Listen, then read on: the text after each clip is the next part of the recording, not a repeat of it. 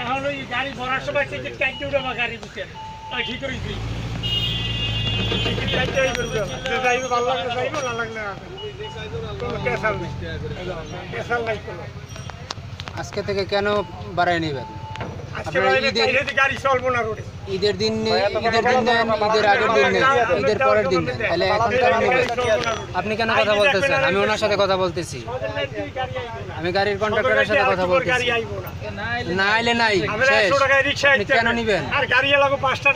আপনি কেন আজকে থেকে বাড়তি নিতেছেন বলেন? ঈদ উপলক্ষে, ঈদ আসছে এখনো, হ্যাঁ ঈদের এখনো বাকি আছে অনেক।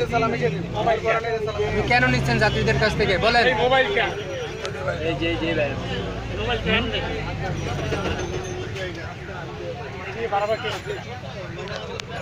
গাড়ি চালাইছে